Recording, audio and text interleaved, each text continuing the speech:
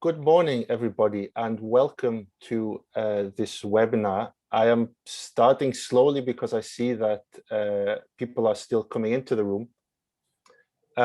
Welcome from my side. I'm Richard Griefson. I'm Deputy Director of the Vienna Institute for International Economic Studies. I have the pleasure to moderate this very interesting webinar today, where 4 of the authors of a new study will present some of the findings. So the study is on nearshoring potential in the Western Balkans. It was huge work. I was kind of observing from the sidelines mostly, but I saw very much how much work and how many people were involved in this. It involved the 6 Western Balkan Chambers of Commerce, the Western Balkan 6 Chamber Investment Forum, the Chamber Partnership Western Balkans, Germany Trade and Invest, WW, my institute, and with financial support from the German Federal Ministry for Economic Cooperation and Development. So really a lot of project partners. This study, I think, is very important, and the topic we're discussing today is really very important in light of the pandemic and what we've seen in the last year or year and a half or so. I think the story is well known, what happened last year, especially at the start of the pandemic, when global trade and also trade within Europe really collapsed. Rebounded quite quickly, but it's left this lingering uncertainty, I think, and a sense of vulnerability about extended supply chains in this new world in which we find ourselves.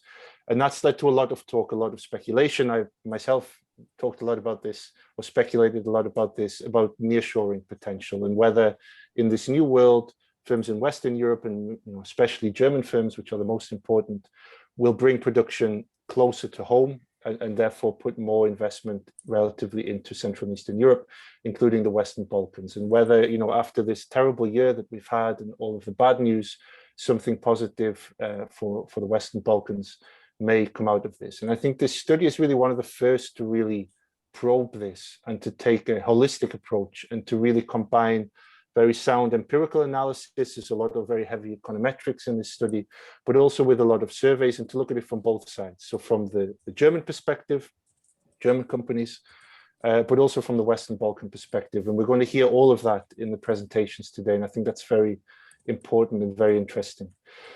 We have a very exciting panel, I would say, a very high level panel. I will introduce everybody briefly. We have 4 speakers. So we have Olga van Sieverden, I hope I said it correctly, from the Projects Berlin office.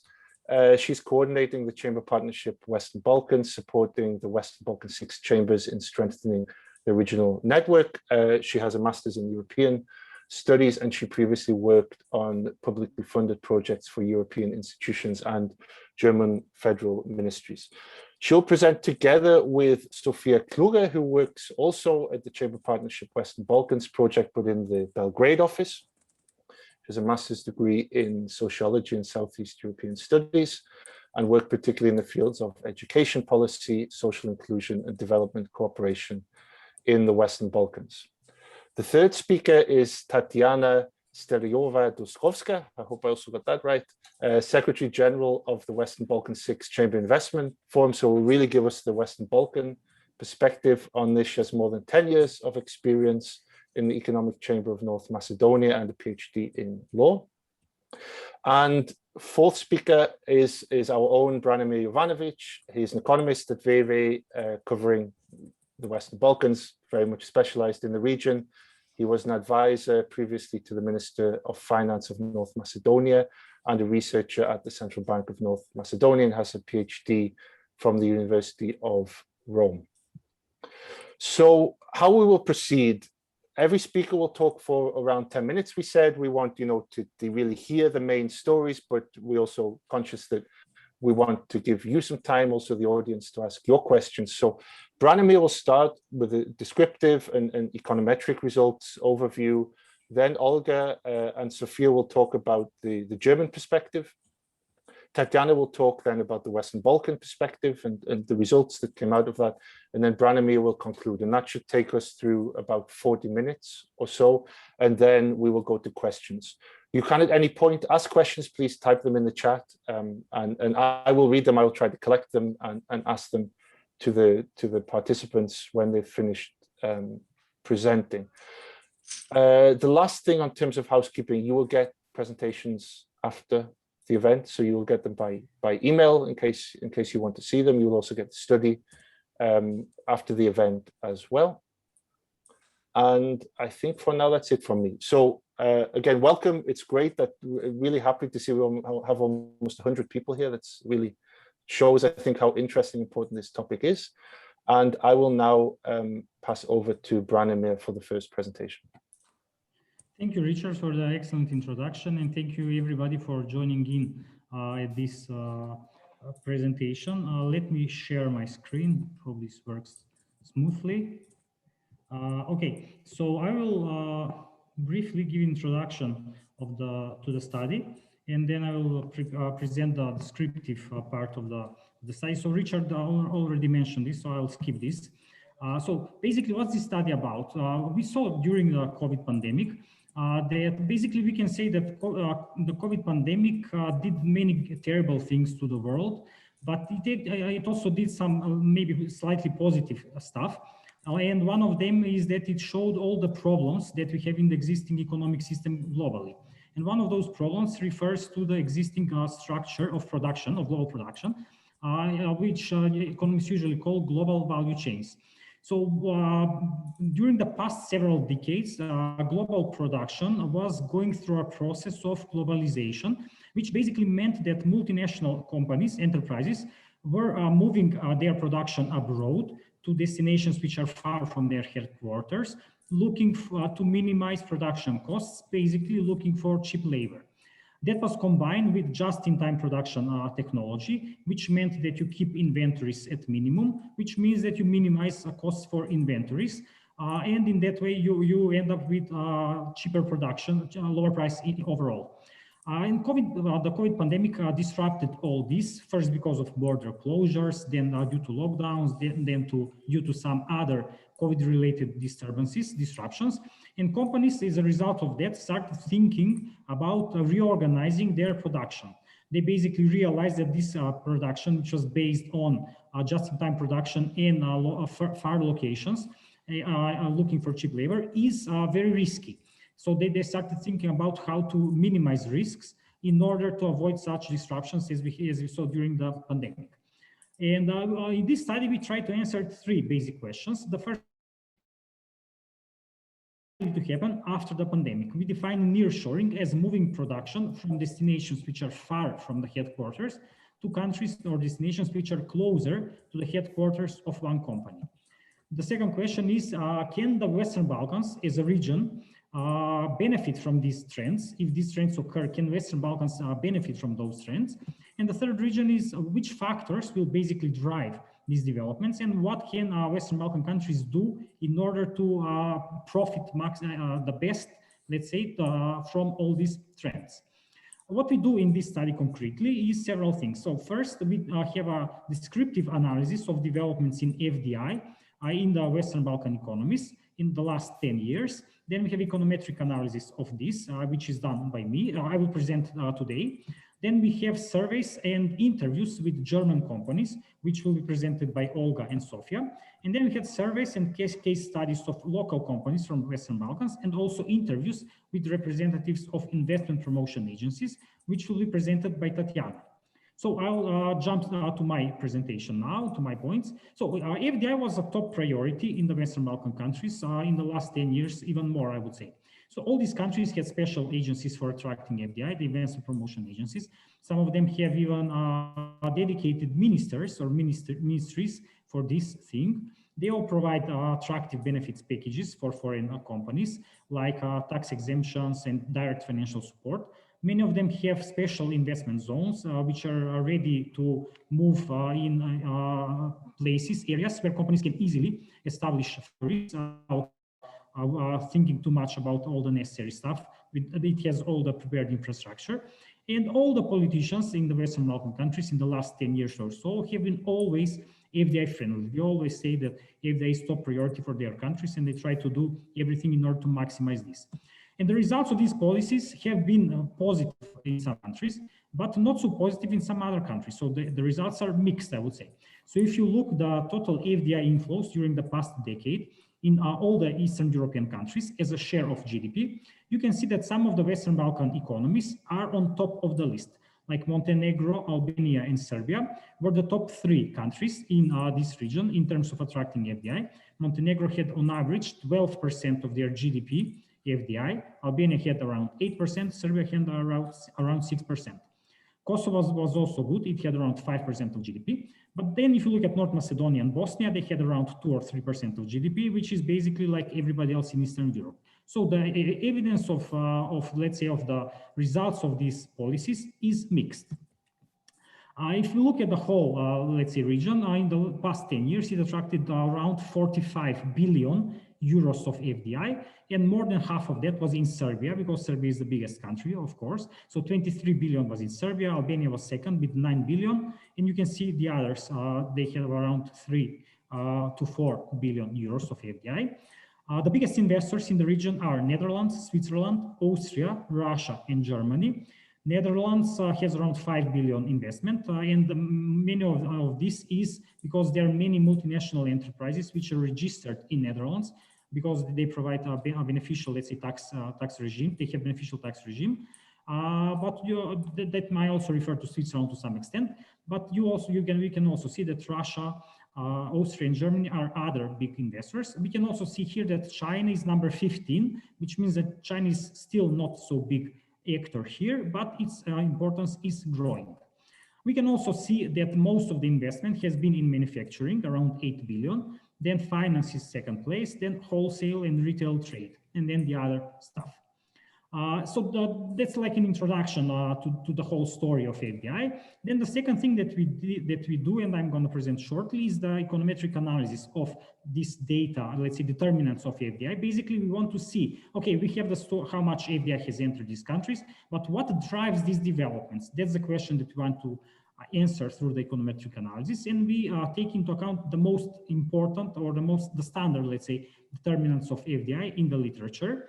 And I'll present just the main results. So the econometric analysis points out that one of the main determinants in the whole region that we analyze, which is Eastern Europe plus East Asia. So one of the main determinants of FDI in this region has been education. And we measure education. One of the ways we measure education is through the share of STEM graduates, which is technical sciences, science, technology, mathematics, and engineering, as a share of total graduates. And we see that Western Balkan countries have actually do not fare very good in terms of this indicator. So we see that only Serbia is among the better countries here, let's say better than most of the countries, but all the Western Balkan economies are pretty weak in this regard. So that means that education, which is one of the crucial determinants of FDI, is not so good in the region. Then the second factor is governance and institutions. I'm showing here one indicator from the World Bank, which is government effectiveness, index of government effectiveness.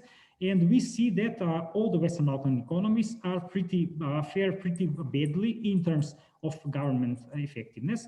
They're all below the average. And you can see they're all in the bottom half of the list of these countries, which means that governance is an issue in these countries, and governance is important for FDI. Then the third reason, which turns out to be very important, is infrastructure, transport infrastructure. And we also see that Western Balkan economies are pretty bad here. So only Montenegro and Albania are maybe slightly better here because they have ports. But in general, the Western Balkan economies are pretty bad when it comes to infrastructure. And infrastructure turns out to be very important for FDI. And then the last factor, which turns out to be significant to some extent, basically in the long run, not in the short run, for FDI, it's taxes. So taxes seem to be important just in the long run, not in the short run. And Western Balkan countries are mixed in this sense. So you have some of the economies which have very low taxes, among the lowest in the whole sample of countries that you analyze. But some of the other countries are not so low here. And this figure that I'm showing here includes not just the direct taxes, which means income taxes, but also the VAT, which is often forgotten when people discuss taxation. So VAT is very important for this kind of stuff, and VAT in Western Balkan countries is pretty high, differently from income taxes. So in terms of wages, which is usually considered to be one very important determinant of FDI, our analysis shows that wages are not so important for investment in these countries, which is kind of maybe surprising, but we explain this finding through the low level of wages in all the countries that we analyze. So basically all these countries have low wages, at least much lower than the Western European countries. And because of that, the factor which drives, which let's say gives advantage of one country over some other country is not wages, but something else. Because, for instance, when an investor from Germany is thinking about where to locate in Eastern Europe, he sees that all these countries have low wages, lower compared to Germany. And that's why the reason which prevails is not level of wages, but other factors. So this is all that I have to say for now. Now I will let Olga and Sofia take over.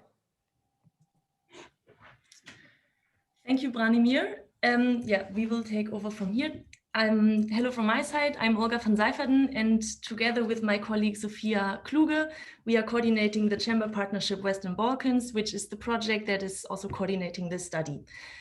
In addition to the factors that Branimir just presented, we wanted to provide a more understanding of why companies in the end actually invest in the Western Balkans or don't invest in the Western Balkans. So we went on and asked them directly. So we gathered insights from 3 different groups of German companies, as you can see here, our database.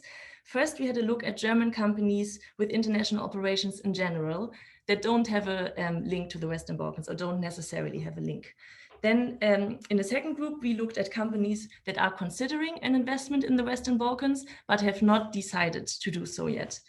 And the third group was that we then investigated German companies in the Western Balkans, and with them we conducted a survey and in-depth interviews. So let's have a look what we found.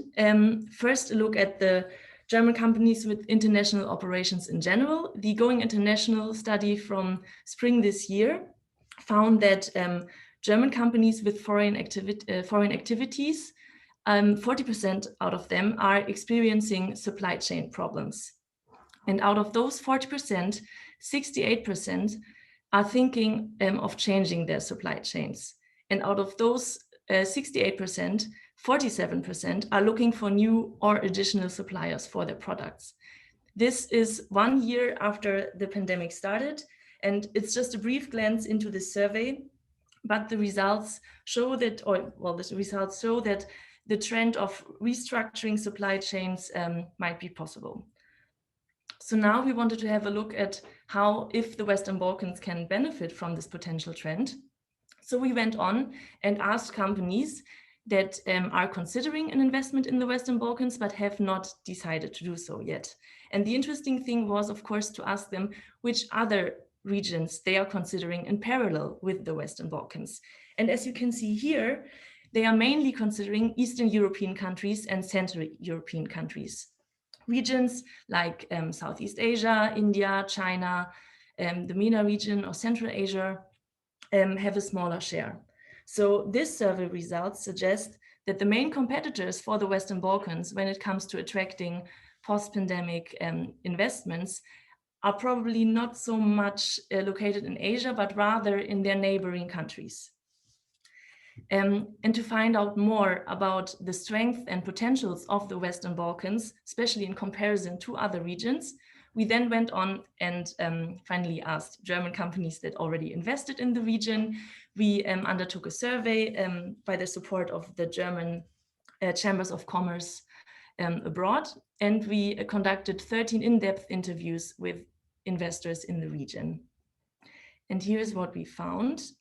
When we asked them how satisfied they are with their overall experience of working in the Western Balkans, 62% said that they are either satisfied or very satisfied, which is quite a positive outcome. And then we wanted to investigate the reasons why German companies originally invested or came to the Western Balkans. And the most common reasons for investing in the region by German companies were named: first, relatively low wages; second, the geographical location of the country; and third, the educated workforce in the country. Tax schemes and government incentives, as you can see here, didn't play such a big role in the decision process for most of the companies. And our interviews that we conducted generally confirm these findings, but they also gave more insights. So we want to share those insights also with you now. An investor from Bosnia and Herzegovina, for example, said, for sure, this is and will still be for a while a low labor cost country, which we use as a competitive advantage having a plant here. And an investor in North Macedonia said, the countries that are closer to Germany have 3 times the wage level compared to the wages here and have also dried up of workers. So in this last quote, we can already see that there is also already a link to the geographical location. And this brings us to the next reason that was mentioned, the geographical location. We can load the truck here on Friday afternoon and it will be in the parent plant in Germany on Monday, or could be with the customer. You could never do anything like that from Morocco. And an investor in Bosnia and Herzegovina said, when it's about the geographical position of the plant, we are surely more competitive than Bulgaria because we are around 500 kilometers closer than Sofia. So some of the companies even stated that Western Balkan countries are better located than EU member states. However, we also saw within the interviews that the decision process is quite complex, and it seems difficult for most companies to pinpoint it down to just one decisive factor. It's ultimately a mix of factors that play a role. For example, this investor in Serbia compromised on salary levels if that meant for him that in return he could benefit from the geographical proximity of the location. He said, China was competitive in terms of wages, but simply too far away because we had a lot of project business and therefore had to get closer to it. And this is why we were looking for an intersection between China and Slovakia. At that time, I traveled about 10 or 11 different countries. Of course, the main ones in the East, like Ukraine, Belarus, Russia, Turkey, Romania, Bulgaria, Slovenia, Croatia, etc. And in the end, we came to Serbia. And now let's have a look at the third most common reason, the quality of workforce that was mentioned. An investor in Bosnia and Herzegovina said, what really impressed me was the honest and hardworking people who wanted to protect workplaces and wanted to work because the people are loyal and responsible. And an investor in Serbia said, the general level of education of the total population as compared to other regions is quite high, and one finds more easily high-skilled workforce compared to other locations that we envisaged. Especially this last quote is something that we heard often. Companies state that workforce is in general still easy to find in the Western Balkans, and many companies underlined that the availability of workforce is a big plus, especially in comparison to Visegrad countries, where the competition workforce is much higher.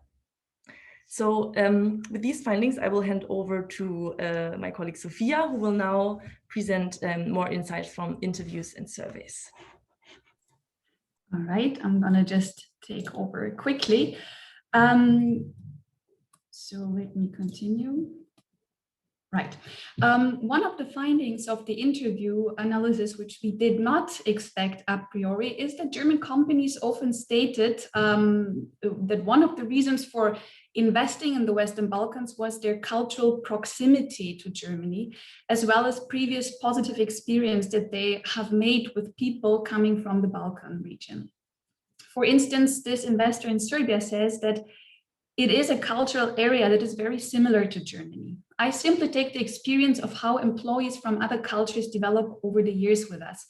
And there we agreed that people from former Yugoslavia were the best match for us. So in some cases, like in this particular example, this went as far back as socialist times and probably the Gastarbeiter era. And in some cases, it was related to more recent migration from the region, namely during the Balkan Wars in the 90s, like the second example from an investor in Bosnia and Herzegovina shows. Many young Bosnians were in Germany during the Balkan War. They learned the language and got to know the culture, and that makes it easy to work together. And this is a very important finding, pointing out that not just hard facts play a role in investment decisions like labor force or production costs, but also social ties. As for instance, again, from Bosnia and Herzegovina, this investor states, the company became aware of the Balkan state through personal contacts that they had and their positive experiences in Southeastern Europe. So these soft factors and the good reputation from the past can be decisive for investing in the Western Balkans. And basing on this, Western Balkans authorities could benefit from this potential by simply being aware of this being a factor. Now that we talked about the motives and the reasons to invest in the Western Balkans and the positive experiences that companies made, let's talk about the challenges that the interviewed companies have experienced. And looking at this table, we see that two things strike here. First, educated workforce is mentioned both as an important reason for investment, as Olga has just stated, and at the same time as a challenge that some companies face. We will get into this a little in a few minutes. Secondly, we can also see that when asked about the reasons for investing in the Western Balkans, factors like infrastructure, good governance, and political stability were not mentioned as decisive investment reasons. In fact, these factors were actually mentioned as one of the negative sides of working in the Western Balkans. So let's delve into the interviews to again better understand the context. And I will start with political stability and good governance. We have this one company that invested in North Macedonia saying that there is limited legal certainty and predictability as governments and their approaches to FDI incentives, tax schemes, etc. change over time. And another investor in Bosnia and Herzegovina shared an unpleasant experience that they had when they closed their venture in the country. They say that they were harassed by the authorities and had to pay fines. Fortunately, we had the support of an excellent lawyer, but I'm glad that this project is over. However, there is one company from Serbia, or an investor in Serbia, that made a very interesting observation in that regard that we would like to share. They say that EU candidate countries, which are closely monitored on their rule of law developments, might sometimes perform better in terms of rule of law than countries which have already joined the European Union. Well, a second challenge mentioned by the companies concerns infrastructure in the Western Balkans, and also Branimir has pointed out that that the Western Balkans countries seem to perform quite poor here. And so let's check the interviews, what the investors said. There's this investor from Bosnia and Herzegovina that says that the city of Travnik is in the middle of Bosnia and Herzegovina. That means you must face bad infrastructure until you reach the border. This is how it is. Every year or every time elections come up, we're promised by politicians that a highway will be built, but nothing is done. So we just deal with the situation. This means for us, we have a little higher transportation cost, but we calculate these costs and the additional time in so that we can reach our clients in time. It's important to mention here that infrastructure goes beyond roads and railways, like in this example, but it can also be meant in a broader sense, as we can see in the second example with an investor in Serbia when asked about the challenges. They say that for them, infrastructure in a broader way includes also partners who you need for your business, like companies that build special machines or which offer services which you could easily find in other regions. That is lacking. It is not about streets, but the economic environment. So the third challenge was educated workforce, as I have mentioned. And even though the companies had the expectation to find skilled workforce in the region, as we saw in the initial survey, it is often not available. Like this company in Serbia, for instance, states educated workforce and low wages was their expectation in the beginning. The low wages were as we expected them to be, but the educated workforce was not. Another company from Serbia appears to be even quite disappointed about that and addresses the state directly by saying, you tried all costs to lure companies into the country, but you don't do your homework. The available skilled labor that you need is nowhere near there. The result is that we have to fight over the available skilled workers, and that doesn't work well in the long run either. There is a huge deficit in terms of education and quality at universities. So one reason mentioned for the lack of availability of skilled workforce is that the quality of education is different from what the companies have initially expected. And for one of the interviewed companies, this aspect goes hand in hand with low wages, as they sometimes imply that the workers are low skill and that companies have to invest in their training and upskilling. If more trained workers are available here, we could install more advanced production and then wages would automatically be higher, says this investor in North Macedonia. We're happy with the low wages, but we have to train the employees ourselves because we cannot find them. And that is okay too. The second reason for the lack of availability of educators workforce is simply brain drain.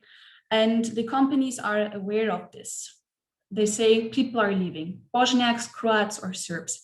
They do not have any hope that things will get better. And the politicians do not give hope to them, especially the social welfare system, rule of law. Everybody that can leave is leaving, says this investor in Bosnia and Herzegovina. Brain drain itself, however, is only a symptom of a society with a lack of reliable political institutions and political stability that no longer seems to be attractive to some people. And to mitigate brain drain in the region and to have access to skilled workforce, companies take over an active role in creating educational programs with schools and universities. And some are also engaged in vocational education and training. As for instance, this investor in Bosnia and Herzegovina says the educational system in Bosnia is allowing you to have influence on the curriculum with around 30%, and they use this opportunity by creating their own programs together with schools. Another investor in Serbia gives the heads up by saying, as an employer, you have to know that you first have to invest half a year or so in the employee to get even close to the level you need. So I want to conclude by saying, or just repeating what Olga has already mentioned, the decision to invest abroad is a complex process for companies, and it is not easy to pinpoint it to one or two decisive factors. What makes the Western Balkans attractive for foreign investors is a mix of factors, and in the end, and this shouldn't be underestimated, so-called gut feeling. And I'm quoting one company here from Serbia that says for them 3 points were important: geographical proximity, competitiveness, and political and economic somewhat stability. And at the end of the day, and this should not be neglected, the last point was also gut feeling.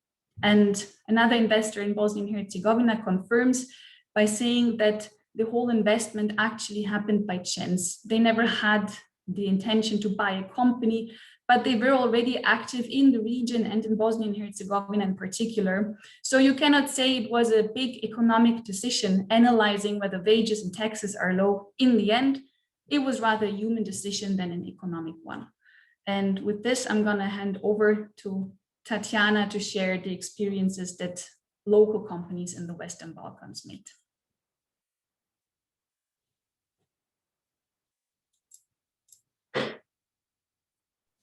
Thank you, Sophia. Just give me a second to start sharing my screen.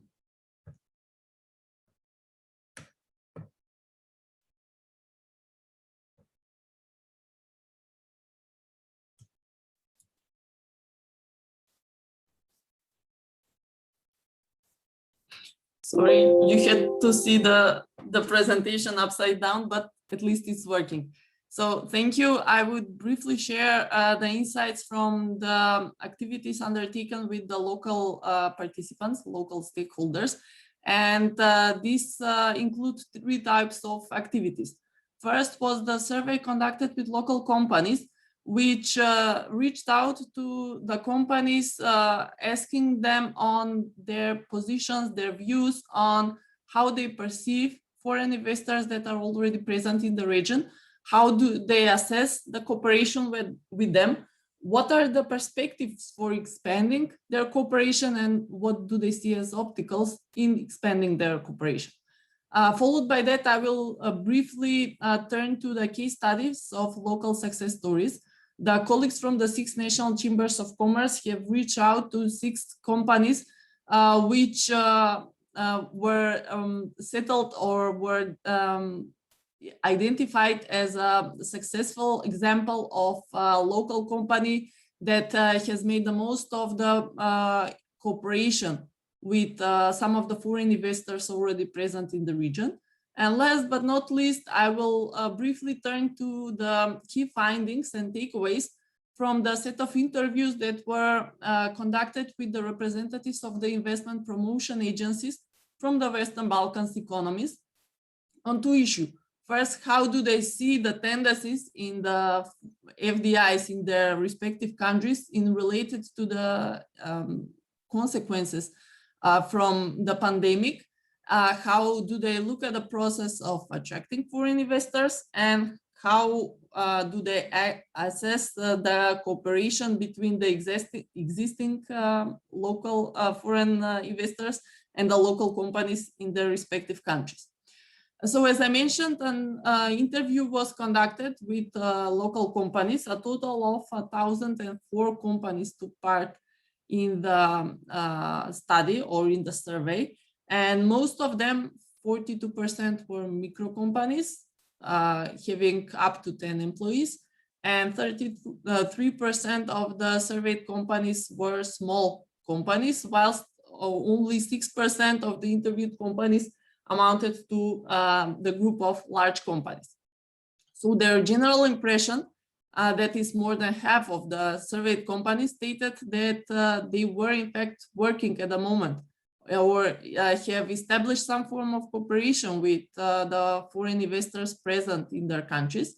As you can see from the table, that percent varies from country to country. So it reaches up to 86% in Macedonia, but it's less than 30% in the companies that were surveyed from Kosovo. So the next question or the next finding from the survey from the local companies relates to how the cooperation with the foreign investors relates to their daily operations. And what we received as information is that the companies that cooperate with foreign investors present in the region have an average of 35% of their turnover that is a result from the cooperation from the local companies. What is most important is their responses or their views on what are the current forms of cooperating with the foreign investors. As you can see, most of them, 46%, responded that they were selling products to the foreign investors, or 26% buying from them.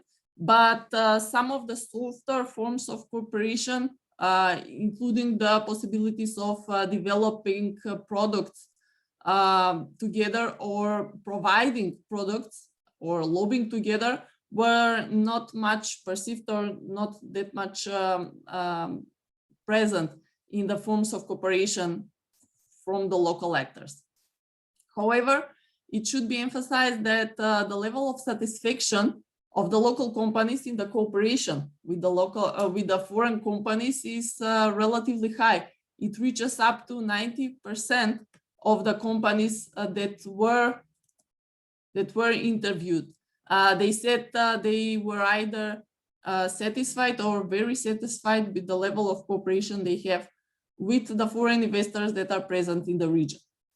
The other part of the survey turned to specifically to the companies that were providing answers to the survey, but at the moment were not being involved in any type of cooperation with foreign companies present in their markets. And a large amount of them, 79%, stated that they were willing and ready to start cooperation with the foreign companies. However, when they were additionally asked what is the reason why at the moment they are not cooperating with foreign companies, the most common answer received was that they didn't know any of foreign companies with which they could cooperate. But as you can see, some of the maybe more honest responses is that they do not have the capacities, they're not competitive, or they do not have the quality and standards required by the foreign investors in order for them to be able to become their suppliers. The second part of the activities related to the local stakeholders or the local companies, as I mentioned, relates to the issue of how some of the companies that have a positive story in their cooperation with the foreign investors present in the region view on that situation, and what are the highlights that they would like to emphasize. And several issues were brought up as crucial in building up their positive story. The first is, and the most important certainly, was the need to follow international quality standards, which by most of the companies was stressed out as crucial in the possibility of establishing cooperation with the companies. Additionally, 3 out of 6 companies which were included in these success stories especially stated that it is vital to continue investments in new equipment and technology in order to be more productive and more competitive, in order to establish more strong links with the foreign companies and expand the cooperation with them. Additionally to that, many of them emphasized the issue of networking and sharing information. They all mentioned the importance that the business events have in their operation and how crucial importance it had for establishing the cooperation with the foreign investors. Additionally to that, and it was mentioned by all the colleagues or fellow panelists in today's webinar, they all mentioned the importance of having qualified workforce which will be prepared to provide adequate response to the needs and the requirements from the foreign investors they are cooperating with, and especially to emphasize the need for constant training in order to keep up with the new developments.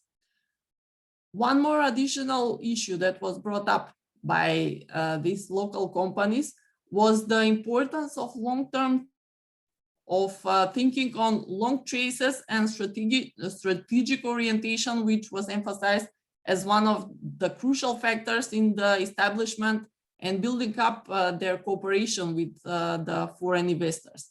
And finally, what most of them confirmed is that the companies willing to establish stronger cooperation with foreign investors must have dedication to innovation and continuously introduce new products, not being afraid of taking new directions in their business environment, in the business development. You can see on this slide some of the quotes from the companies that were included in the survey with the success stories from the region. Some of them emphasize that, in fact, the cooperation with the foreign investors was the crucial point that reshaped their company from a small workshop into a modern and serious company, which was based on high standards, quality assurance, and defined and implemented strict procedures. On the other hand, they all emphasize how important it is to have a robust business planning and to take the time necessary to invest in strategic planning and do all the operational work in order to have successful cooperation with the foreign companies. Last but not least, I will briefly present some of the key findings from the interviews that were conducted with the local investment promotion agencies from the 6 Western Balkans countries. And the first issue that they were asked was the question: how did the pandemic and everything that has been going on in the last almost year and a half has affected the FDI flows in their countries, or do they see any possible effects on the investors that are already present in the region?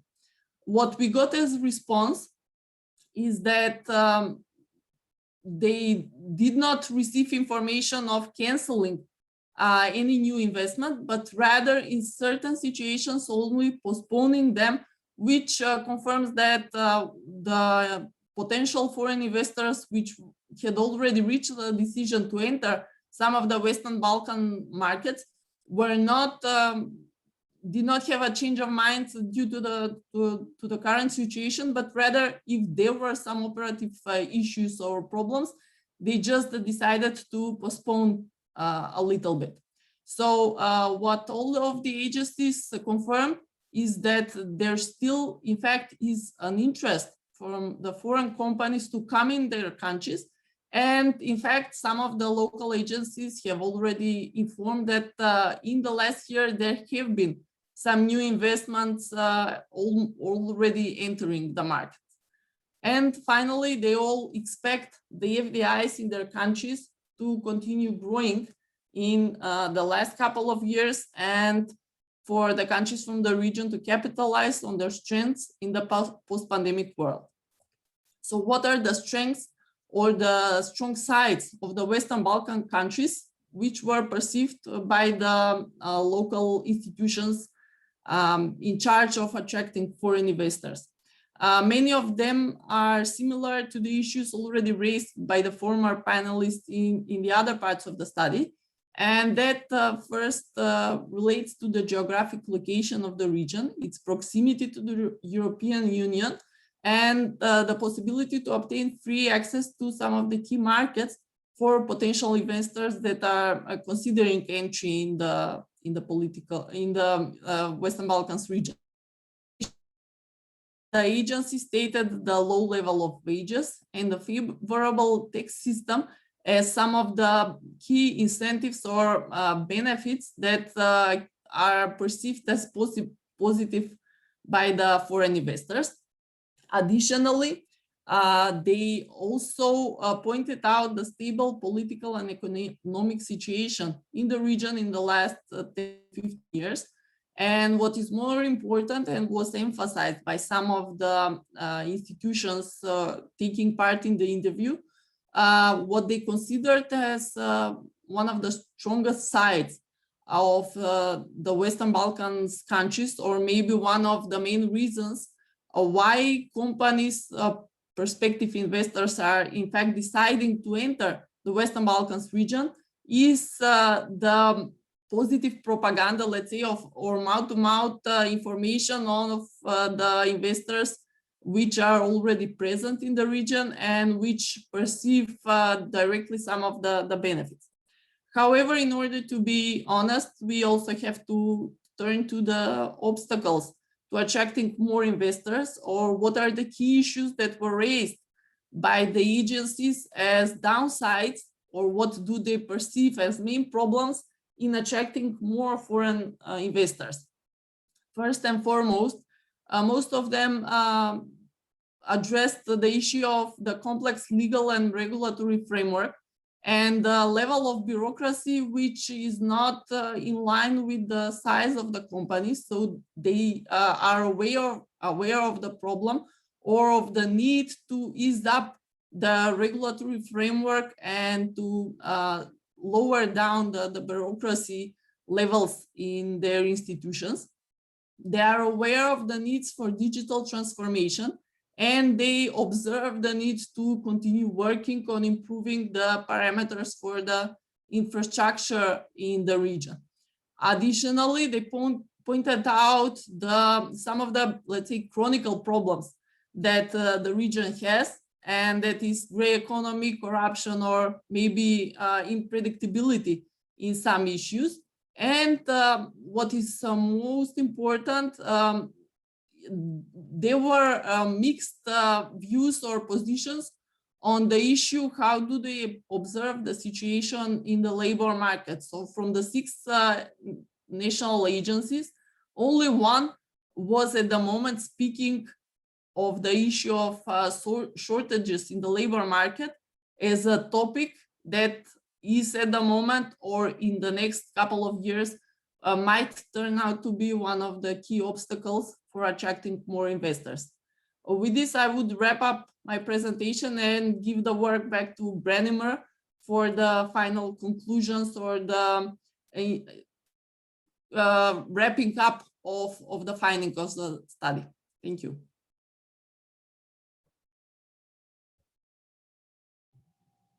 Thank you, Tatiana. Let me share my screen once again. Okay, hope everything is okay. Yes, so if I may come back to one of the first slides that I had in my presentation about the purpose of this study, of the questions that we try to answer. So the first question, are there chances that we'll see nearshoring after the pandemic? So our answer to that question would be, yes, nearshoring may indeed emerge after the pandemic. And we justified this in several ways. So first, some people and institutions, also international organizations, were already talking about globalization slowdown even before the pandemic. Basically, after the financial crisis of 2008, 2009. Most of the international organizations agree that now COVID will serve as a catalyst, further catalyst to this process of, let's say, slowing down globalization. And we see from the surveys that were presented that most of the, not most, but big part of the German companies with international operations are thinking about changes in their supply chains. So can nearshoring emerge? Yes, it can emerge. Will it emerge, and how will Western Balkans, will it emerge to Western Balkans is another question. But in general, Western Balkan economies can benefit from these trends because they are the first natural choice when it comes to things like to movement, let's say, of production from far destinations to destinations which are closer to Western Europe. Why? First, because they are close. Second, because as Sofia said, they are culturally close to Western European economies. And third, because they still have relatively low costs compared to other destinations. So can Western Balkan economies benefit from this? Yes, they can benefit. Will they benefit? It's a totally different question. The factors which will be important for these developments are three. The main three factors are: first, availability of skilled labor; then good governance and institutions, including political stability; and third, good infrastructure. So Western Balkan economies were, in the past 10 years or even more, were trying to attract FDI using a strategy which was based on low costs, primarily low costs. It turns out that high quality is more important than low costs and will be more important in the years to come. So that means that Western Balkan economies will have to change their strategy if they want to emerge, let's say, if they want to fully benefit or to benefit more, to profit more from nearshoring trends in the post-pandemic world. So they will have to, from focusing only on low costs, like low wages and low taxes, they will have to go beyond that. So they will have to think about education, infrastructure, and governance. So what more concretely, what more precisely? In terms of education, all these countries have low shares of government spending as a share of GDP, one of the lowest in Europe. So they will have first and foremost to increase government spending on education. Then they will have to improve their STEM education. So they will have to focus more on STEM disciplines, on the technical disciplines, including science, mathematics, and engineering, because these are the most important aspects for foreign investors and will be in the years to come. Then also they will have to improve their vocational education, which they already have. So all these countries have technical schools, vocational education, but the problem is that it's not practical. So the quality of that education is really low. So they will have to improve that quality, that education, making it more practical, with stronger cooperation with companies, so that pupils there learn more practical skills. And the third, that's when it comes to education. When it comes to infrastructure, they will have to improve their infrastructure. And we saw in the slides that I presented that infrastructure in these countries is among the worst in whole Europe. But we also saw from the surveys that we had in the study that this is not understood by policymakers, or at least by some, let's say, of the actors. So usually people from the Western Balkans, at least people from the institutions, think that infrastructure is good in these countries, but it's not good. So it needs to be improved further. there needs to be more investment in infrastructure, and we see that some of these countries are investing in infrastructure, but these efforts would have to continue if these countries want to benefit more, let's say, to become important factors in the years to come. And the third factor, which is important, it refers to governance, defined broadly, defined as good governance, quality of institutions, and political stability. So these countries will have to focus more on their institutions if they want to become attractive for companies in the years to come. So these are the three most important things when it comes to, let's say, attracting investors. What's also important is that when we speak about getting the best of foreign investment, it doesn't only refer to attracting more companies in your countries or better companies. It also refers to having spillovers, what economists call spillovers, from the foreign companies to your local economy, which first and foremost means greater cooperation between local and foreign companies. And this doesn't refer only to having more local companies as suppliers of foreign companies. Yes, this is important, but that's not all.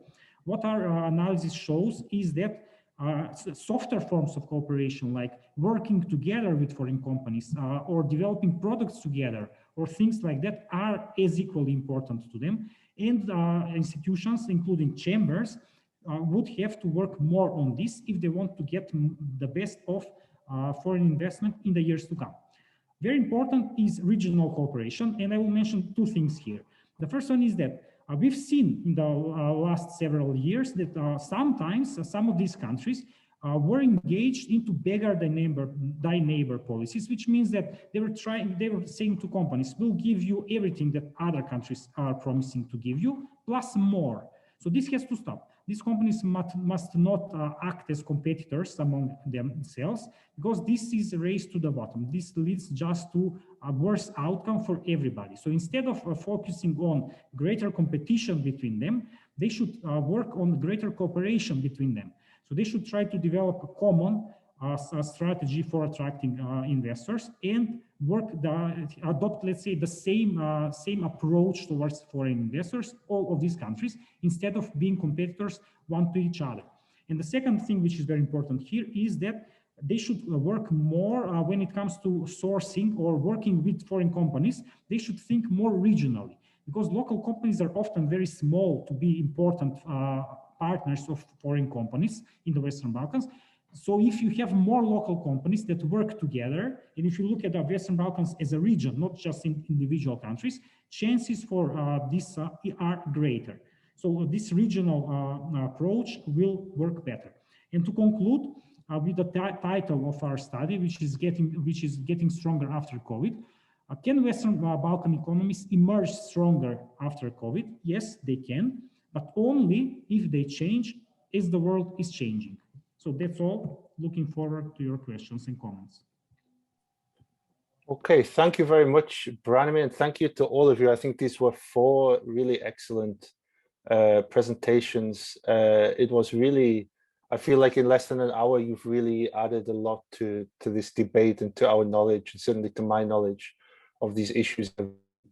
Is that it's really a lot of work that has gone into this. Is very impressive. I think what's really important is you've added a lot of concrete things on a topic that a lot of people have been discussing for the past year or so. And I think, as I said at the start, what's also very impressive is this really holistic approach. So also seeing it from the German side, from the regional side, and then this very deep empirical analysis as well. I think you're also very honest a lot. You were all very honest. I mean, you showed us the good, but also the bad and the negatives. And we have to be honest in discussing all of this and to recognize both sides of it, I think.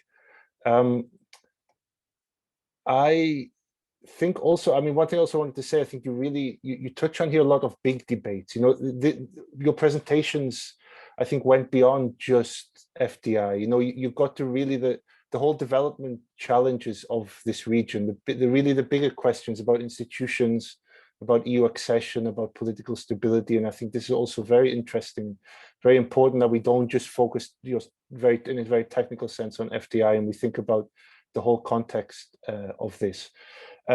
Please, for all participants, please ask your questions in the chat. I don't questions, but I'm sure they will come because according to my screen, there are 106 people here listening. So please don't be shy. But I will start. I mean, I have a lot of questions, but I will start with one general one. And I think this is probably more for Branimir and Tatiana, but Sophia and Olga also please jump in if you want to. I mean, you all in a way hinted at this, but can we say that concretely there's already nearshoring going on in the region? I mean, is there new investment coming in? And can we say that this is really because of the pandemic and concerns about supply chains? I mean, is there something concrete that we can already observe? Tanya, do you want to go first? Yes, thank you. I will try to be as brief as possible. I don't think that we can start speaking about the trend of nearshoring yet, because let's face it, investment decisions are not made that easily. And it is most probably that the investments that are entering the market in the past year have been reflecting for the region and have been considering the Western Balkans region as a viable opportunity or possibility some time ago. So I wouldn't say that at the moment it is directly an effect of the nearshoring trends, but definitely we can see something starting, because what the companies were faced in the last year was something that literally was not seen before. So it posed some operative, logistical and technical issues, concerns and problems that probably were inimaginable back in 2019. So on the other hand, yes, we should start seeing more of the companies or the potential foreign investors turning to the region, precisely because of some of the findings that were presented. So I would agree with what Tanya said. Yeah, it's too early to speak about concrete cases of nearshoring, although what we saw from the interviews with the investment promotion agencies is that there are already some signals for this. So they were saying that in some of these countries, there is increased interest by foreign companies. So even though it's pandemic, there is increased interest for foreign companies. And one of their explanation is that it's not just that the interest is increased, but also the profile of the companies is slightly changed. So they see companies which are related to farther destinations, Far Asia, let's say East Asia, they are becoming interested in the region. So they see something like this going on.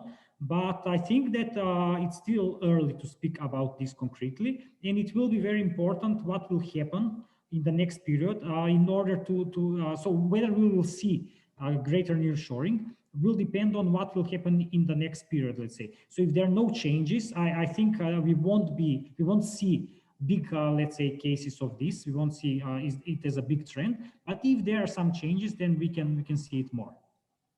Okay, thanks. And maybe Sophia and Olga, from your side, I mean, you presented, it was quite interesting just how many German companies are thinking about making changes. And I mean, I wonder maybe if that is also partly about what happened before, you know, about trade conflicts in general, and maybe more pressure on supply chains, which maybe existed before even COVID. But do you see from the German side really concrete moves towards nearshoring already in the Western Balkans?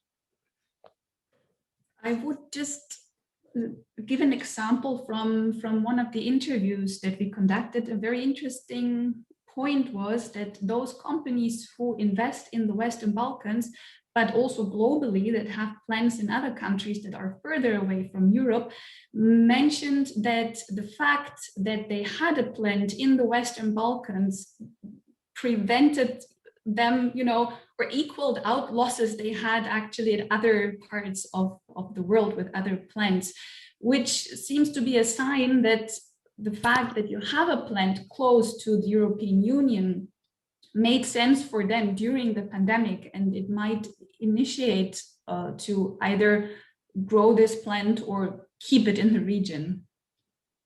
So this was a very interesting point that came out from the interviews that we didn't ask specifically, but just it was mentioned, and I think that's really noticeable. Okay, thanks. Sticking with the German side, I mean, I was interested in what you said, Sophia and Olga, in your presentation. You talked quite a bit about institutions and governance.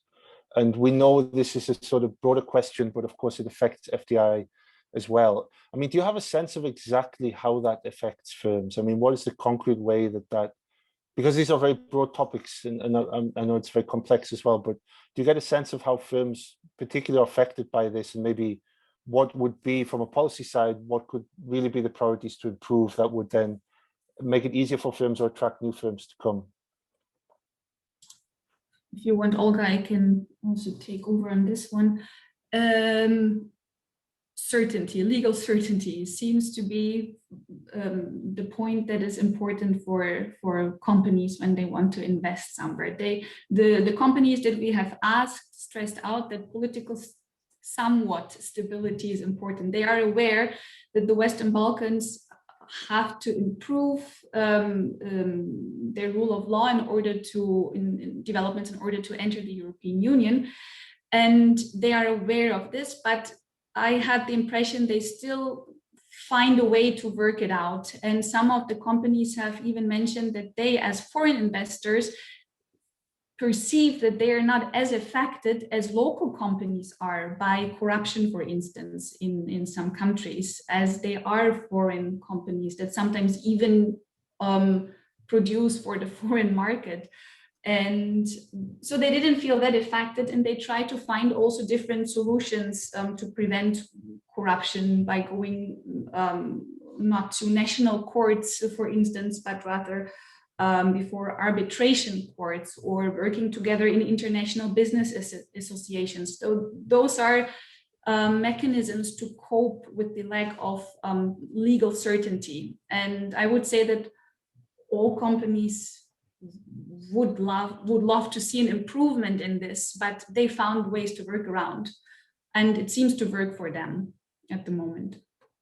So also interesting, this example, as long as the countries seem to be EU member states, there seems to be a security that the rule of law is to some point, secured. So that's for that.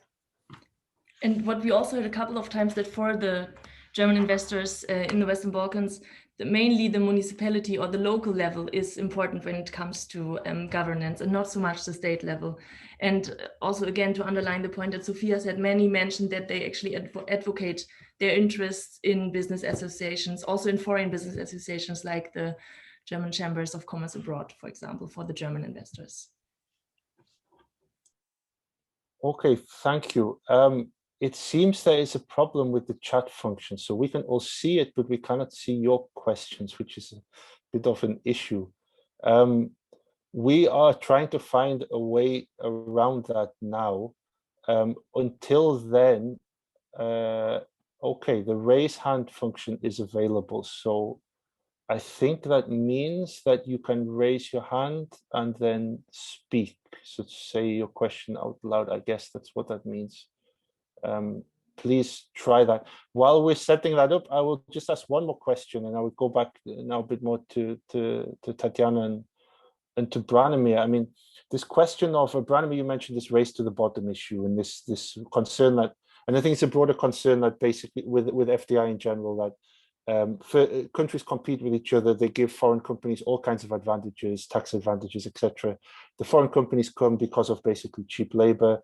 They produce something in the country and they export it, and there isn't much of a spillover, and there isn't much, therefore, of a broader benefit. It doesn't really contribute too much to the economic development of the country. That's always the kind of classic worry. I mean, how is that working in the post-pandemic world, and are there things that the countries should do or the local companies can do themselves to make sure that they really get the spillovers from this investment, that they really maximize the benefits of this investment? If I can go first, yes, thank you. So I will speak on behalf of the Chamber Association, or the Chamber Investment Forum that enjoins the 6 national chambers of commerce from the region. One of the core activities of our association is, in fact, the activity for presenting the region as a single investment destination. one of the primary activities that was undertaken from the very establishment of the organization was the preparation of the Invest in Fdi platform, which in fact had the background idea of presenting what the region has to offer as a whole, because we have to be honest that there are much more competitive advantages if we can speak of a market of 18 million people instead of 6 segmented markets. So many of you are aware that in fact the investment policies in the region and the need to build up the region as a single investment destination is also included in some of the key policies or documents for the region, including the action plan for the common regional market. So the Chamber Investment Forum is in fact actively working on the issue and on settling all the open issues so that we can really make the most of the advantages the region has to offer instead of competing internally and maybe turn the story upside down, being jointly competitive as a region instead of in between ourselves. I will be brief. I agree with what Tanya said, and that's good. These are positive examples. But I think that's not enough. So what we need to see is greater government involvement in this, or let's say greater change in focus of the government. So they should also get involved into these things. They should try to work more on, let's say, improving the cooperation between local and foreign companies, and they should think regionally about this. They should not think about isolated but they should think as the whole region, because if the region is whole, it's big, and it has influence. If it's a small countries, it's not so influential. So yeah, they should think first as region, and then the government should act. They should not leave it to chambers or to companies. Government involvement is crucial. Thank you. Okay, so we are now ready to take some questions from the audience, I'm happy to say. I can see several people with their hands raised. I will come to you in the order that I see it on my screen, and then you will get the permission to speak. You turn on, and you can then turn on your microphones and ask the question. So the first person I see on the list is Matthias Riebad Imobersteg. Please, could you... you are now permitted to talk. Please, could you ask your question? Can you hear me? Yes. Okay. First of all, thank you very much for the panel. It was really, really interesting indeed. My question concerned one of the remark in terms of obstacle for FDI that Tatiana pointed out. And I was wondering, considering the high unemployment rate, especially among young people in the Western Balkan, how can we understand the shortage of labor market that Tatiana pointed out in terms of obstacles for FDI? Here it is. Thank you very much. Thank you for your question. The issue that the whole region has, every of the countries individually, is that even where there is a base, let's say, of an unemployed force, they're often not skilled with the proper set of know-how and knowledge, or just experience in practical work which is needed by the foreign investors. So that is an issue that the region should also, and is in fact at the moment working actively on.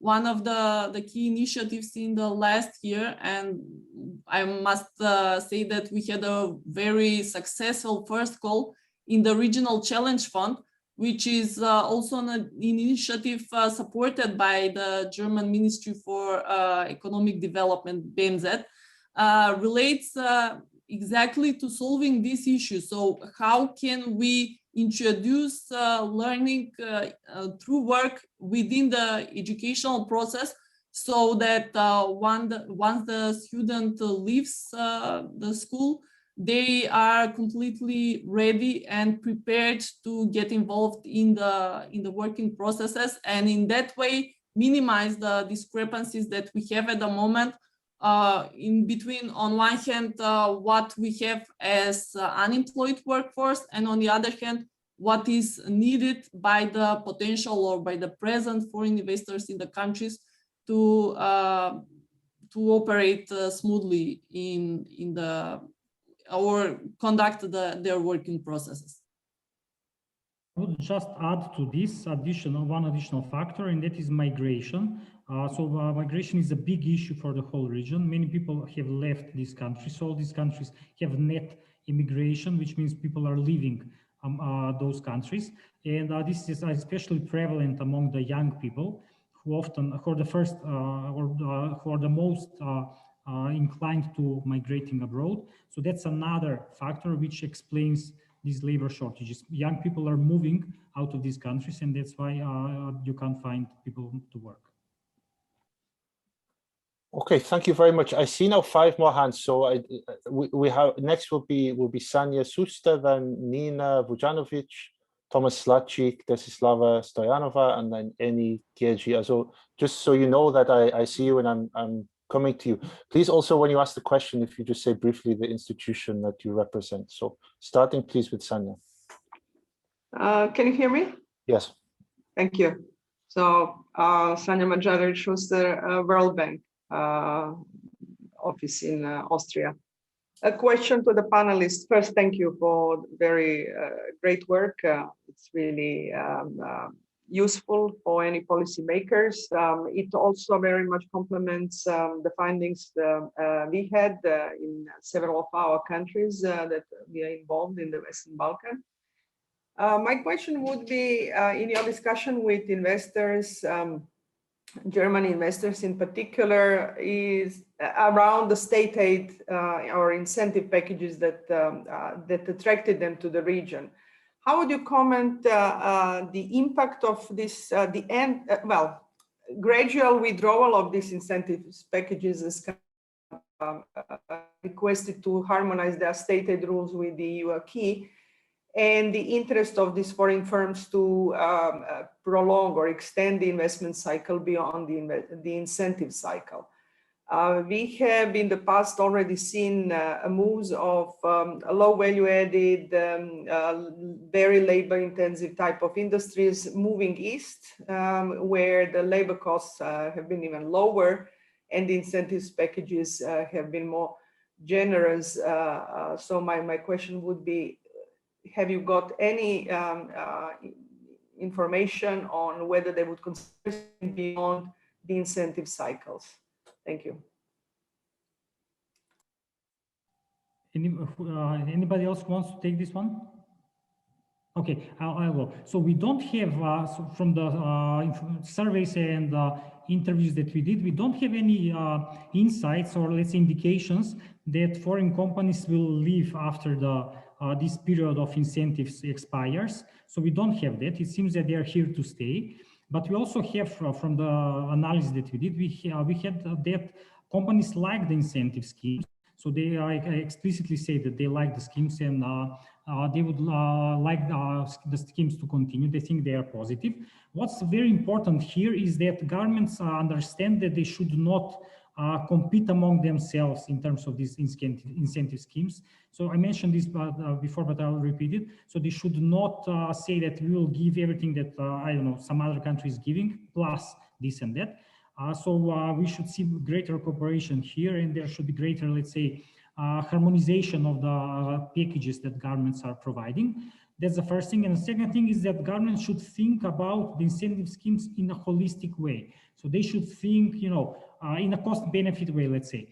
We are giving this much, we are getting this much, and they should assess these incentive schemes in this way. So they should not just think about, you know, in the short run or some direct effects, but they should think more strategically, more in the long run, and have a holistic approach. Thank you, Branimir. Does anybody else want to comment on this question? Okay, in that case, thank you for the question. We will go to Nina Vujanovic.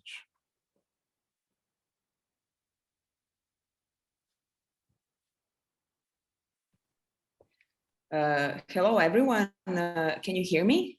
Yes.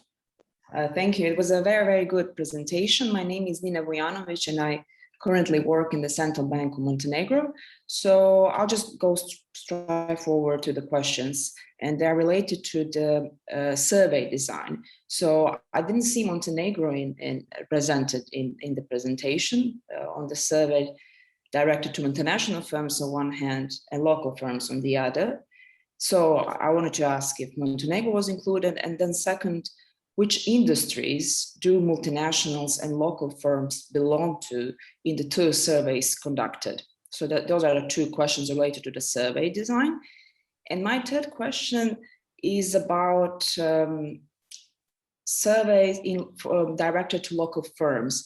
So the access to external or bank sources of finance is quite poor in the Western Balkan. So my question is, was there any discussion with local firms on this problem as the potential barrier preventing linkages with foreign firms? So having poor access to external sources of finance may prevent local firms to update the technology in line with the foreign firm, and that could be a potential barrier preventing local firms to cooperate with a foreign firm. So these are the three questions. Thanks.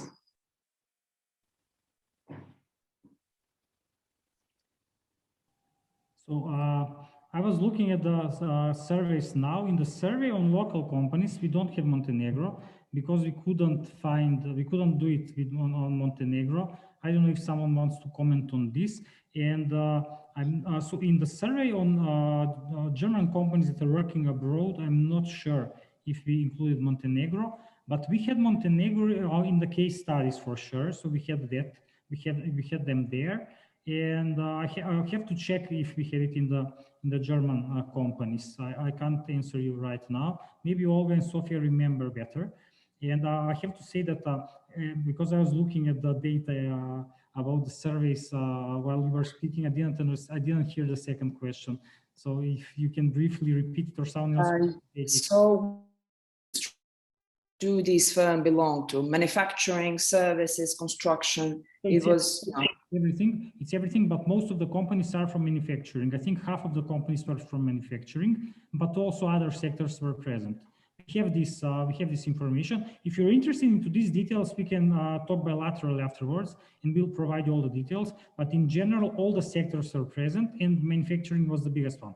One half of the companies, of the local companies, were in manufacturing, and similar share in the German companies. And there was a third one, if I'm not wrong.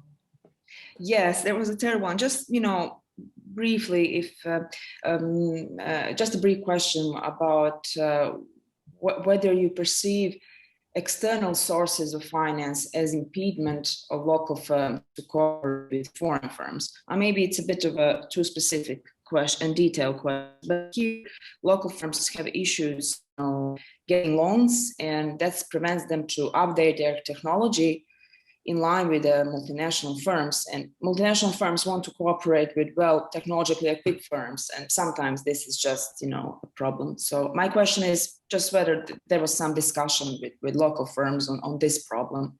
Yeah, absolutely. There was something on that. So one of the messages from the case studies that we had is that local companies, if they want to cooperate more with foreign companies, they need to invest in new technology. They need to invest in general, not just in technology, in other stuff, but technology also.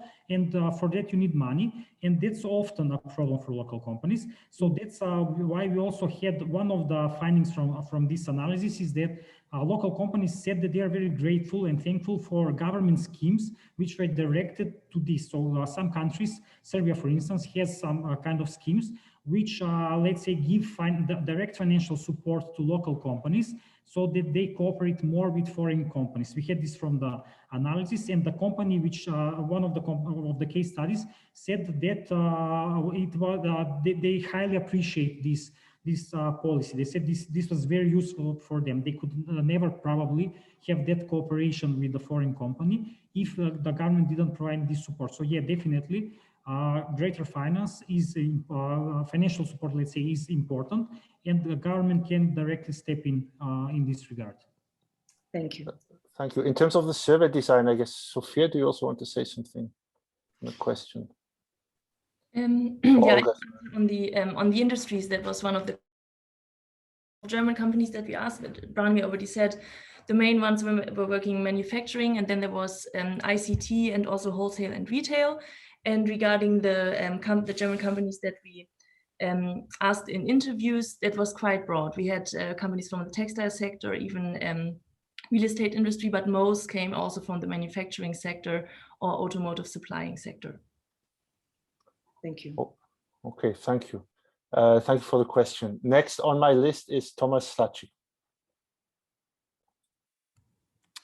Hello, thank you very much also from my side for the very interesting presentation.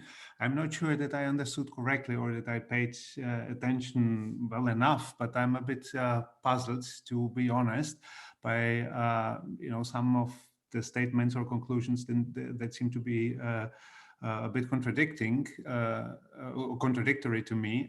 For instance, in the first part, Branimir reported that the econometric exercise suggests that wages are not really a key factor for FDIs, right? But in the qualitative statements that come out of the surveys, the low wage level is reported to be key. That's one of the confusions that I took away. The other one is, for instance, that in the survey, some representatives that report that they are very satisfied with the human capital endowment, whereas others report exactly the opposite. So how, if this reading of mine is correct, how would you square actually these contradicting takeaways? That's one question. The other question that I would have, in your conclusions, Branimir, you said that there is quite high probability probably of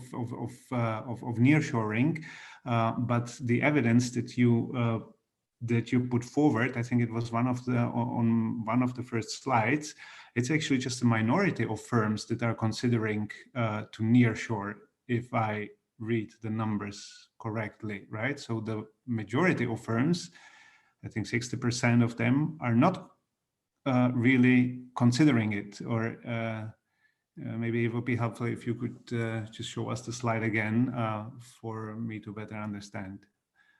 Thank you. Thank you. Excellent questions. Very challenging. So for the first one, it was a puzzle also for us. So we found in the econometric analysis that wages are insignificant. And of course, in the later on analysis, in the qualitative analysis, wages appear as an important factor. So the way we square this, the way we explain is that wages are, we are not saying that wages are not important. We're just saying that the notion that they are insignificant in the econometric analysis is because in the econometric analysis, we are comparing basically all countries which have much lower wages than Western European countries. So the econometric analysis was done on bilateral FDI data, which means FDI from developed European and OECD countries to countries from Eastern Europe and East Asia. So if you look at the wages in these countries where the FDI go, Eastern Europe and East Asia, there are differences between them, of course, but all these countries have much lower wages than Western European countries. So that's why when a company, let's say from Germany, is deciding whether to go, I don't know, in North Macedonia or in, I don't know, Bulgaria, it says wages, they have very similar level of wages, similar compared to the German level. So that's why it's not the driving factor. It's not the main factor which drives our decision where to locate. So it's not straightforward. It's kind of complicated. But yeah, wages are important, but they are not the most important factor which will make a company come to one of these countries instead of going to another one. Then the second thing, the second question about the quality of the labor force. So it's mixed picture. Some companies say that labor force or the quality of labor is good. And these countries have in general good reputation of having good workers, good labor. But then when they come to the country, they realize that these expectations are often not met. So you can't say that in general, you know, it's one thing, labor is good or labor is bad. Some companies say that it's good, some companies say that it's bad. But what can we say is that some companies complain that the expectations that they had a priori before coming to the region were not met in reality. It's still maybe a minority, but some companies at least say that this is an issue. And concerning the third factor, so I wouldn't agree that it's small share, because we are talking about in the surveys, in these big surveys, there are around 3,000 companies. You will never see that all these companies are thinking about moving from their existing locations. It's impossible to see, I don't know, all German companies moving from Asia to some other region. But we have that 40% of them are having issues with supply chains, and 70% of those who have issues, or in total 28% of all the companies, of all the German companies, are considering changes in their supply chains. So 28% of the 3,000 companies is not small. And if you think about, let's say, in the whole number, so total German FDI stock, German FDI stock abroad is around 2 trillion euros. So it's a huge number. So if you think about, I know, 28% of 2 trillion euros, it's a huge number. It's more than 500 billion euros, and it's huge investment. It's more than the whole region maybe of Eastern Europe can receive. So in that sense, that's why we say that there is potential for this. You will never have that 100% of companies will say that they are thinking about moving, but we have that roughly 20% of companies are thinking about this, and this is high percentage in our opinion. Thank you, Branimir. Does anybody, Sophia, would you like to comment on this? Yeah, I would just add something to what Branimir said, because indeed it also appeared to us that we saw, okay, low wages is important, but then not significant, in the econometrics. But we try to show this with the interviews, actually, that low wages are important, but some companies, or actually most of them, are ready to compromise on this by, for instance, being closer to the European Union. So it plays a role, but as it is many factors that in the end make the decision, the low wages kind of, or its importance decreases if you have then the geographical factor, for instance. So that's what we try to show also with these interviews, and the example that Olga showed, that China is more competitive in low wages, definitely. And if this was the go-to argument, they would have been gone to China. But then Serbia was closer to the European Union, and then they decided to go with, okay, slightly higher wages then, for instance. Okay, thank you very much. I see we are at the end of our time. I see there are two more hands raised. I would ask you, so this is Eni Giergi, I hope I got that right, and then Artemisa Liaria. It would be good if you could, so Eni first, and then Artemisa, if you ask the questions together, and then the panelists can answer, and maybe also any concluding thoughts as well. So Eni first, please. Thank you very much. My name is Eni Giergi, and I'm working here in Vienna for the Organization for Security and Cooperation in Europe, OSCE. Thank you very much for the excellent study and the insightful presentations. I would have by now only one question. I had a couple of them, but they were already asked. How can international organizations or the international community, according to you, foster a little bit this regional and approach and the regional cooperation, actually? Is there anything that could be done, according to you, to foster a little bit this dialogue and this cooperation, especially among the countries, the governments, but not only, also private businesses? Thank you. Thank you for the question. I would ask then also Artemisa Laria also to ask your question, and then we can do them together. Yes, hello, and thanks a lot for this research. My name is Artemisa Liaria. I'm working for a network of labor rights organizations, Clean Clothes Campaign, and we are very much involved in this in the new initiative for supply chain law in Germany. And I was wondering, have you factored in also like social standards and the effect that this implementation of this law or mandatory human rights due diligence would have into nearshoring? Okay, thank you for the question. So who would like to go first? Well, if there's no one, I will go. So a good question. So I'll first go to Amy's question. So what I would say, it's a very good question. What can you do? I would say share the messages that we are saying now. So talk to, I don't know, all actors involved, including governments, in other international organizations, companies, chambers, whoever you have contacts with, and tell them the things that we are saying, or some things that you have, other things that you have in mind. I guess that's the only way that we could do. We just try to tell them what we think is the best way to do, and it's up to them to see whether they will to decide whether they will go with something of this or not. And the second question, yeah, I think it's a very relevant question. I think that these standards are very important, both labor standards and also ecological, environmental standards. We didn't have specific focus on this in our analysis because the focus of this analysis was different, but that doesn't mean that we don't think it's important. We fully agree that it's important to pay attention to this kind of stuff, but it's just that we didn't, in this analysis that we didn't consider that to be, let's say, one of the most important things. It's something that should be done in some other analysis, and we fully support this kind of analysis, and we might actually ourselves do something on that. We don't see, let's say, if I can reiterate it in this way, we don't see that these issues are very important for nearshoring. We don't see that companies will be, I don't know, driven away from nearshoring because of this kind of stuff, or that they are, if a country is paying greater attention to these issues, that will stimulate companies to come to that country. We think it's important, but we don't think that it's crucial for nearshoring. I can only briefly add up on what Branimir was saying, and especially in reference to Ms. Georgi's question.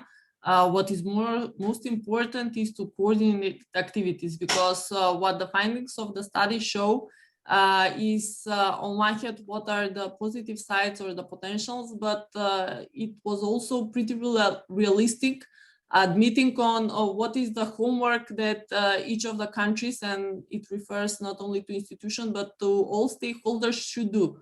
So what the input from all the international and regional organizations should be is providing all the support on all the different levels for the regional actors, all the regional stakeholders in fact achieving what the study detected as some of the potentials for improving. OECD has had a very large impact on the development of the regional policies. The study that was prepared ahead of the Poznan summit within the Berlin process, in fact, has served as the basis for detecting the key sectors with the potentials for transformative growth for the region. And in fact, it has been reflected in the structure of the action plan for the common regional market, which on the other hand turns and works actively on also preparing local companies and increasing their capacities as potential suppliers for foreign investors, and simply said, giving them all the support possibly needed in order to have them more included in the local and global value chains. So what I would like to wrap up with this question is that it is really important, and we really appreciate, coming from the region, the coordinated activities from all institutions in order to achieve that goal, and that is have the region promoted as a whole. One of the key mottos for our association is one region, one economy, and we see that being reflected and possibly implemented on all the different policy and practical levels. Thank you. Sophia, Olga, any final thoughts from you on these questions? I simply agree. There are already so many actions going on in order to strengthen a regional economic area in the Western Balkans, and the interviews with the German investors showed that it is needed to go on with all these actions in order to reduce non-tariff barriers, for instance, or even tariff barriers at some point, because the German companies are ready to cooperate also internationally in the region with other companies, but sometimes it is easier for them to get products, to bring products from Germany to their plant in Bosnia and Herzegovina, for instance. And reducing barriers inside the region itself would help to also cooperate as an investor in Bosnia and Herzegovina with a local company in Albania, for instance. So yeah, just continue doing everything we can to integrate this region. Okay, thank you very much. So we have gone over our time. I'm sorry, I let it run a bit over time because we lost some question time when we couldn't see your questions. Thank you very much to the audience for your attention, for your excellent questions. I think there was a really stimulating discussion, really developed a lot of the ideas, I think, of the study. Thank you very much to the panelists. Great presentations, very interesting discussion. I think this is probably the first of many. This topic is going to stay with us, I'm sure, and we will be discussing it, I think, now for many years. The presentations and the study, there are links in the chat, so please go to the chat and you will find the links. You can download them. Please have a look. The study, it's a huge study. There's a lot to take in, a lot to read, so please read that in your time. And that's it. That's the end. So thank you very much, and we hope to see you soon at one of our next events. So goodbye. Bye.